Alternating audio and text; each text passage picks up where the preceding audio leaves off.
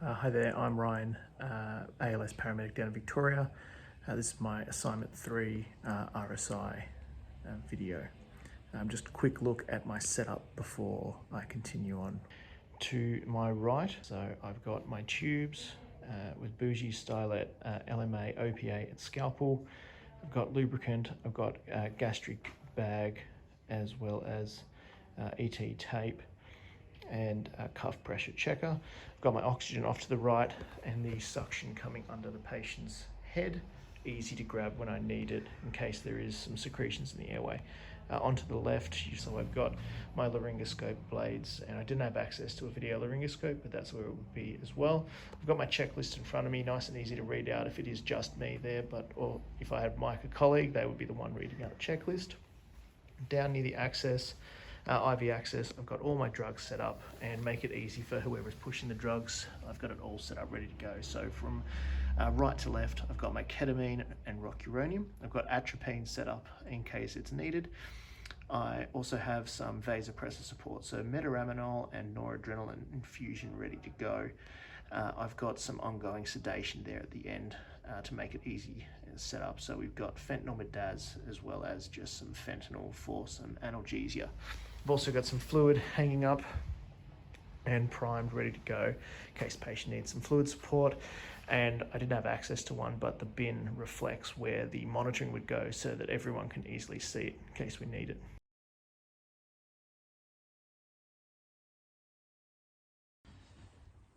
Okay team, I don't think this patient is able to maintain their own airway effectively with these secretions, as well as their ventilation is being quite poor.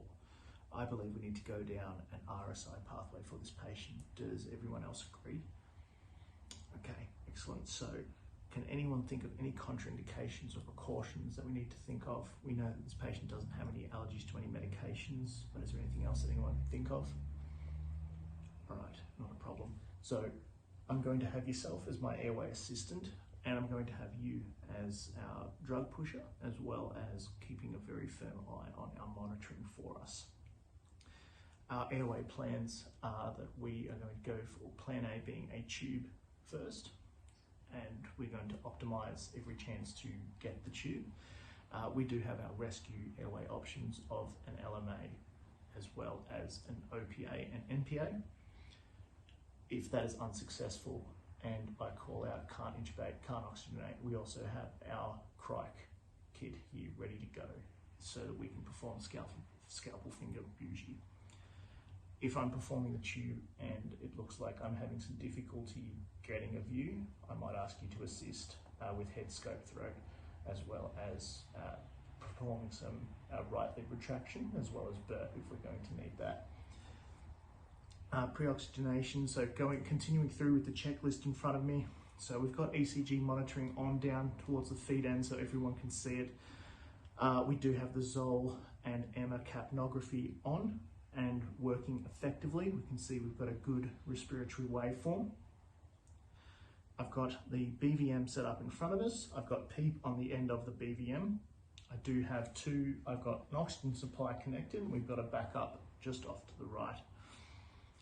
I've got a functional SpO2 on the monitor. I can see it's a good pleth wave, sitting at 98% at the moment. I've got nasal prongs on. Have we got that set to 15 litres? Perfect, thank you very much. Positioning at the moment, best optimize. We don't need to consider C-spine precautions for this patient. I've got, and we've got 360-degree view access so that everyone can get optimal access if required. I've got 2 lines in place and they are free flowing.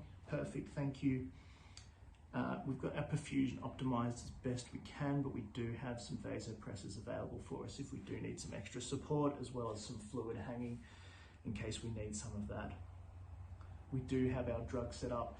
I've already got it set up for yourself so that there is very little chance of error. So I've only got the 15 mils or 150 milligrams of ketamine set up, as well as the 100 milligrams of rocuronium set up for yourself.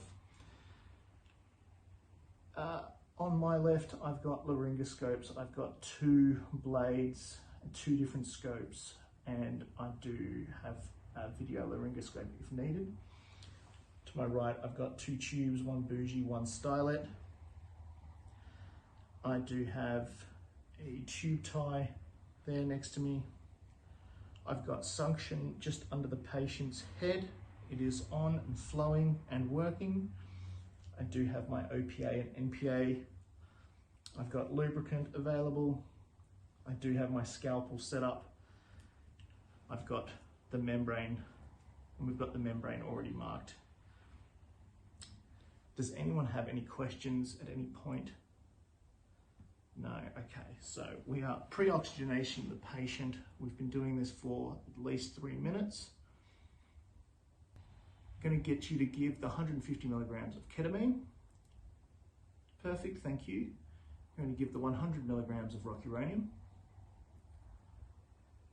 Perfect. Time is 15:49. Make sure we're going to watch the patient slowly become apneic. All right, good oxygen saturation still, okay.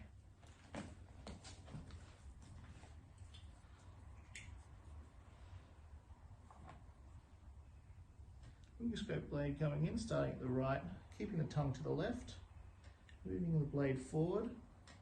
I can see the epiglottis into the vallecula.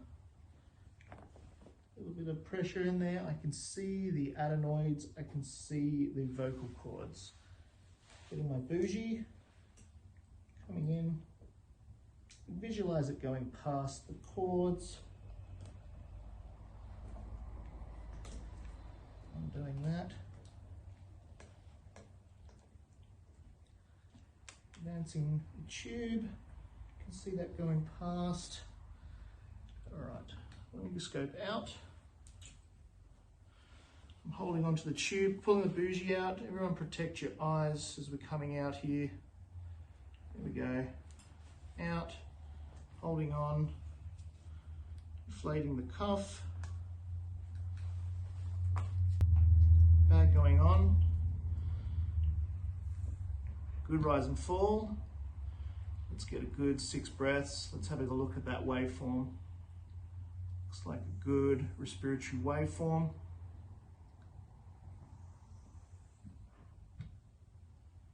I've got good waveform. Do you see that and agree? Excellent. All right, team. 20 centimeters at the lip. Okay, we've got good rise and fall of the chest. We can see a good waveform on our capnography for the monitor, as well as the EMA device. We're going to go through and make sure we go through our post-intubation checks if we can. So we've got our capnography, 2 of them done. I'm going to listen as well for the chest sounds. So I'll get yourself, if you can listen while I do the bagging for us, make sure that you listen to each area of the lungs. Got good sounds. That's left as well. And listen to the stomach for us. Make sure we've got a nice clear absence of sounds. Perfect.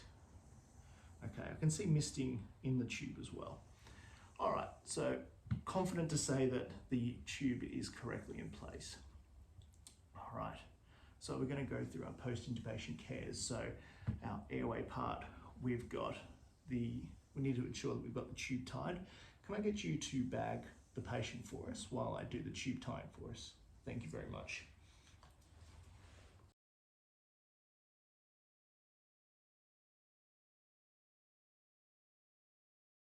All right, good, still 20. All right,